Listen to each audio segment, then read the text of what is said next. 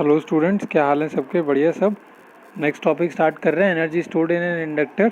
Energy inductor में कितनी stored होती है वो निकालेंगे और आगे के टॉपिक्स को कंटिन्यू करेंगे। ये इंपॉर्टेंट हेडिंग है, कभी कभी इस पर से क्वेश्चन बन जाता है। तो ये फार्मूला हमने सबने पहले पढ़ रखा है। ई का ई इज इक्वल्स टू क्या होता है? L D I by D T होता है। ये फार्मूले से सब परिचित हैं, is equals to D L D I by D T से।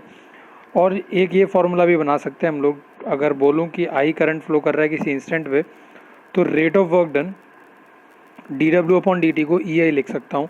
अब कुछ लोगों को इसमें आपत्ति होगी कि ये फार्मूला कैसे बना दिया आपने। तो देखो, सबको पता है कि डब्ल्यू का फार्मूला क्या होता है। डब्ल्यू का फार्मूला होता है V upon Q, sorry V का फार्मूला होता है डब्ल्यू अपॉन क्यू। ठीक है, यानी कि डब्ल्यू का फार्मूला क्या बन जाएगा? यहाँ से डब्ल्यू का फार्मूला बन जाएगा वी क्यू। ये क्लियर है? डब्ल्यू का फार्मूला वी क्यू बन जाएगा। यहाँ पे मैं क्या पुट कर सकता हूँ? वी क्यू पुट कर सकता हूँ डब्ल्यू की जगह पे। तो वी तो पोटेंशियल तो कांस्टेंट है, तो ये क्या बन जाएगा? V Q D Q by D T. और D Q by D T क्या होता है? आई होता है ना।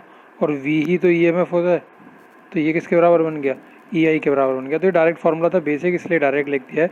D W by D T किसके बराबर होता है? ई आई के बराबर होता है। किसी को कुछ परेशानी होती है तो ब्रैकेट में जो मैंने अभी आपको बताया है इसे लिख सकते हो। ठीक, अगर हम लोग रेजिस्टिव लॉसेज वगैरह क्या कर दें, इग्नोर कर दें और सिर्फ इंडक्टिव इफेक्ट को कंसीडर करें, यानी कि मैं सिर्फ इंडक्टेंस के केस के कंसीडर कर रहा हूँ, मैं रेजिस्टिव लॉसेज वगैरह भी होते हैं कंडक्टर के अंदर, वो मैं सब भूल गया कि कुछ ऐसे लॉसेज होते हैं। तो यहाँ से फार्मूला क्या बन जाएगा? ये जो D W by D T है, इसमें मैं क्या कर रहा हूँ, ई की जगह पे ऊपर वाला फार्मूला जो था L D I by D T, ये वाला जो फार्मूला था इसे पुट कर रहा हूँ यहाँ पे। तो क्या बन जाएगा? D W by D T equals to L D I by D T. D T से डी टी कट गया, डी डब्ल्यू क्या आ गया यहाँ से? एल आई डी आई के बराबर आ गया। हम लोग इंटीग्रेट करेंगे इसे, इसकी लिमिट्स लगाएंगे 0 से लेके डब्ल्यू तक और इसकी लिमिट्स लगाएंगे 0 से लेके आई तक करंट के रिस्पेक्ट में, क्योंकि मैं इंटीग्रेट कर रहा हूँ। तो डी डब्ल्यू का integration W, I D I का integration I square by 2, upper limit minus lower limit put कर देंगे यहाँ से। तो डब्ल्यू क्या आ जाएगा यहाँ से? एल आई स्क्वायर बाई 2 आ जाएगा। और यही वर्क डन क्या हो जाएगा? एनर्जी की फॉर्म में स्टोर हो जाएगा। तो एनर्जी, अगर मेरे से कोई पूछे कि एनर्जी इंडक्टर के अंदर कितनी स्टोर होती है, कहीं मुझे ज़रूरत पड़ेगी फार्मूले में लगाने करने की, तो मैं क्या लगाऊंगा वहाँ पे? एल आई स्क्वायर बाई 2 लगा दूंगा। क्या लगा दूंगा? एल आई स्क्वायर बाई 2 लगा दूंगा। आई होप क्लियर हुई होंगी चीज़ें सबको। आगे चल रहे हैं। Average power associated with resistance और नॉन इंडक्टिव सर्किट। अब हम क्या करेंगे, हर किसी सर्किट के लिए, यानी कि रेजिस्टेंस के लिए, इंडक्टेंस के लिए, कैपेसिटेंस के लिए, सब के लिए क्या करेंगे, एक एक करके एवरेज पावर निकालेंगे कि इस सर्किट से पावर एसोसिएटेड कितनी है। पावर का पहले तो मतलब सबको पता होना चाहिए करने से पहले कि पावर का मतलब क्या होता है।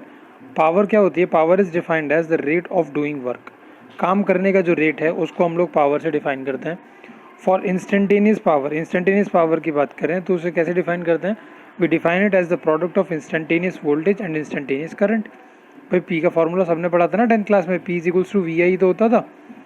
तो इंस्टेंटेनियस वोल्टेज, इंस्टेंटेनियस करंट, यानी कि इंस्टेंटेनियस वोल्टेज ई नॉट, और सॉरी ई और आई की फॉर्म में लिख देते हैं इसको। ठीक है, तो कैसे लिखेंगे? In case of pure resistance the alternating current and alternating voltage are in same phase. Alternating current और ऑल्टरनेटिंग वोल्टेज तो सेम फेज में रहती है ना। भाई ई का formula is equals to E not sine omega T आया था और आई का formula is equals to I not sine omega T आ गया था। प्योर रेजिस्टेंस के केस में बात कर रहा हूँ, सिर्फ और सिर्फ रेजिस्टेंस के केस में। तो इंस्टेंटेनियस पावर क्या बन जाएगी? Instantaneous E M F voltage E और इंस्टेंटेनियस करंट आई, दोनों को मल्टीप्लाई कर देंगे। तो फार्मूला क्या बन जाएगा? यहाँ से ई की जगह पे क्या पुट कर देंगे? ई नॉट साइन ओमेगा टी, और आई की जगह पे क्या पुट कर देंगे? आई नॉट साइन ओमेगा टी। अगर इंस्टेंटेनियस पावर बोल रहा है कांस्टेंट रहती है कुछ टाइम डी टी के लिए, तो कैसे निकाल सकते हैं इसे? क्या बोल सकते हैं हम लोग? पावर को क्या लिख सकते हैं? D W upon D T लिख सकता हूँ। सबको पता है work done upon time taken is power. तो यहाँ पे ये फार्मूला जो ऊपर बनाया था, ये वाला, ये किसके लिए बनाया था? पावर के लिए तो बनाया था। तो इसकी जगह पे मैंने क्या पुट कर दिया? D W upon D T put कर दिया।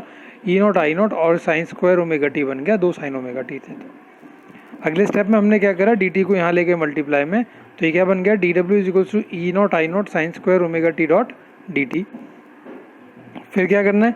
डी डब्ल्यू का इंटीग्रेशन इस तरफ करेंगे और इस तरफ इंटीग्रेशन करेंगे। टाइम के रिस्पेक्ट में कर रहे हैं तो लिमिट्स लगाएंगे 0 से लेकर टी तक। फिर उसके बाद में हमने क्या करा? डब्ल्यू का इंटीग्रेशन, डी डब्ल्यू का इंटीग्रेशन डब्ल्यू आ गया। ई नॉट आई नॉट को बाहर निकाल दिया। साइन स्क्वायर ओमेगा टी का इंटीग्रेशन करा तो क्या आएगा? 1 minus cos 2 omega T upon 2, जैसे हम पीछे कर चुके हैं, डॉट डी टी। उसके बाद में मैंने क्या कर दिया? 2 बाहर निकाल दिया। अब इसका इंटीग्रेशन कर दूंगा पूरे का।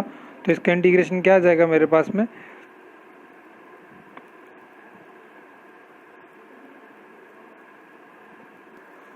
उसके बाद इसका इंटीग्रेशन कर देंगे, सॉल्व कर देंगे, प्लस लिख लेना है पे T plus sine 2 omega T upon 2 omega, ये upon 2 omega, upper limit minus lower limit values put करेंगे, सॉल्व करेंगे तो यहाँ से T plus sine 2 omega T upon 2 omega, upper limit डालेंगे लोअर लिमिट डालेंगे तो मेरे पास में ये फार्मूला आ जाएगा, W is equals to E not I not by 2, इसकी जगह पे upper limit minus lower limit करती तो टी आ जाएगा, इसकी जगह पे upper limit minus lower limit कर देंगे तो यहाँ पे भी क्या आ जाएगा, कैपिटल टी आ जाएगा। ठीक है, उसके बाद में क्या करते हैं हम लोग, ओमेगा यहाँ पे कैपिटल टी कर लेना भाई, करेक्शन कर लेना, और यहाँ पे 2 ओमेगा कर लेना अपॉन में, 2 ओमेगा ये भूल गए यहाँ पे लिखना, ओमेगा टी अपॉन 2 ओमेगा हो जाएगा। और सबको पता है ओमेगा टी किसके बराबर होता है, 2 पाई के बराबर होता है, ओमेगा टी की जगह पे 2 पाई लिख देंगे, ये कितना हो गया साइन 4 पाई, और साइन 4 पाई की वैल्यू साइन 360 की वैल्यू कितनी होती है 0, तो ये सब कुछ क्या हो जाएगा 0 हो जाएगा, तो टी प्लस 0 लिख दिया। उसके बाद में फार्मूला क्या बन गया, डब्ल्यू का फार्मूला बन गया E not I not T by 2, E not I not T upon 2 बन गया। दस एवरेज पावर, अगर पावर निकालते पावर का फॉर्मूला एवरेज पावर मतलब total power, work done upon time taken, work done कितना था E not I not T by 2 upon T से divide और कर देंगे, टी से टी कट जाएगा तो पावर का फॉर्मूला क्या बन जाता है ई नॉट आई नॉट बाई 2 बन जाता है। और सबको पता है कि ई नॉट जो आया था पीछे, मैं इसे ऐसे भी तो लिख सकता हूँ ई नॉट अपॉन रूट 2 और I not upon root two multiply करोगे तो 2 बन जाएगा और ई नॉट आई नॉट ऊपर आ जाएगा। तो फॉर्मूला क्या बन जाता है यहाँ से, ई नॉट अपॉन रूट 2 को क्या लिख सकते हैं हम लोग, आर एम एस में ई नॉट अपॉन रूट 2 ही तो आ रहा था, और आई नॉट अपॉन रूट 2 को क्या लिख सकता हूँ, आई आर एम एस लिख सकता हूँ। रूट मीन स्क्वायर वेलोसिटी कराया था पीछे, देख सकते हो आप डेरिवेशन खोल के, एसी सर्किट वाले कराए थे ना रूट मीन स्क्वायर, तो वही रूट मीन स्क्वायर वाले में देखना डेरिवेशन में तो मिल जाएगा आपको। ई की value E not by root 2 आ रही थी, आई की value I not by root 2 आ रही थी, तो मैंने यहाँ से फार्मूला बना दिया, पी का फार्मूला बन गया क्या, E root mean square dot R I root mean square. Thus average power over complete cycle of AC through the resistor is the product of virtual voltage and virtual current, virtual मतलब RMS voltage और RMS current. Clear हो गई इतनी बात इस derivation की, आगे चलें। Average power associated with an inductor, अब थोड़ा इसे जल्दी से करा देंगे क्योंकि समझ में आ चुकी हैं बातें आपको। पावर का फॉर्मूला वही लिखा हमने, पी इज इक्वल्स टू ई आई, और D W by D T को ई आई लिखा है, डी डब्ल्यू क्या बना दिया यहाँ से ई आई डी टी बना दिया। इस केस में ई की वैल्यू क्या होती है, ये देखना क्या करा रहा हूँ मैं, विद एन इंडक्टर करा रहा हूँ। इंडक्टर के लिए क्या होता था, याद होगा आप लोगों को, एल ई होता था, ई एम एफ लीड करता था, ई एम एफ लीड करता था, इसका मतलब ई की इक्वेशन क्या होती थी, E is equals to E not sine omega T, और आई की इक्वेशन क्या होती थी, I is equals to I not sine omega T minus pi by 2, यही तो इक्वेशन बनती थी। तो ये दोनों इक्वेशन लिखेंगे यहाँ पे, ये इन्होंने कटिंग वटिंग कर रखी है थोड़ी सी, यहाँ से आइए देखिए ये सब काट देना, ये कुछ नहीं लिखना आप भी। E is equals to E not sine omega T है, और आई क्या है, I not sine omega T minus pi by 2। ये वैल्यूज पुट करूँगा मैं कहाँ पे, पावर का फॉर्मूला क्या होता है, पावर का फॉर्मूला था ई आई, ये फॉर्मूले वहाँ पे पुट करूँगा, यहाँ पुट कर दूंगा, या यहाँ समझ लीजिए ई आई है ना, यहाँ पे ई आई की जगह पे पुट कर रहा हूँ मैं, ई की जगह पे पुट कर दिया E not sine omega T, और आई की जगह पे पुट कर दिया कि I not sine omega T minus pi by 2 dot D T कर दिया।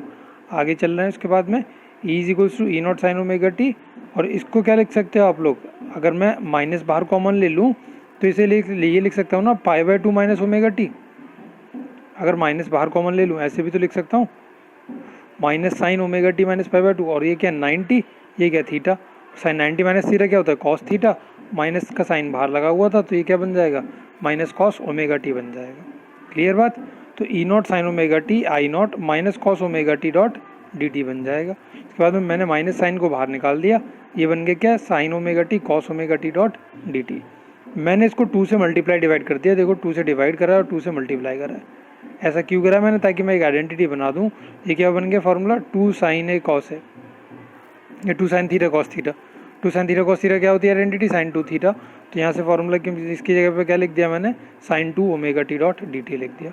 इंटीग्रेट कर दिया इसको, माइनस साइन बाहर निकाल रखा था हमने, यहाँ माइनस है, माइनस का यहाँ पे minus cos 2 omega T upon 2 omega आ जाएगा, इसका integration, upper limit minus lower limit put करेंगे, सॉल्व करेंगे। ओमेगा टी की जगह एक बार पे हम लोग यहाँ पे क्या पुट कर देंगे, 2 पाई पुट कर देंगे, तो 4 पाई 360 हो जाएगा, वैल्यू +1 आती है। एक बार 0 पुट करोगे, 0 की वैल्यू क्या होती है +1 होती है, लेकिन माइनस का है तो -1 हो जाएगी, +1 -1 कितनी हो जाएगी 0 हो जाएगी, और +1 -1 0, ख़त्म, ये सब कुछ 0। यहाँ मल्टीप्लाई करोगे इससे तो ये भी 0, मतलब वर्क डन 0, वर्क डन 0, तो इसका मतलब पावर भी 0 हो जाएगी। Therefore average power average power की बोलें कंप्लीट साइकिल ऑफ एसी पे, तो वो आइडियल इंडक्टर के केस में कितनी आती है 0 आती है, रजिस्टर के केस में कितनी आई थी अभी ऊपर रजिस्टर के केस में आई थी ERMS.IRMS। ठीक है, ये 2 की पावर करा दी मैंने आपको, रजिस्टर की करा दी, इंडक्टर की करा दी। तीसरा capacitor, average power associated with capacitance भी है हमारे सिलेबस में, उसको डेरिवेशन को करेंगे नेक्स्ट वीडियो में। ये वीडियो कैसी लगी लाइक करके कमेंट करके ज़रूर बताइएगा। कोई प्रॉब्लम रही हो तो do comment in the comment section given below. Will see you in the next video. Till then take care of yourselves. Bye bye.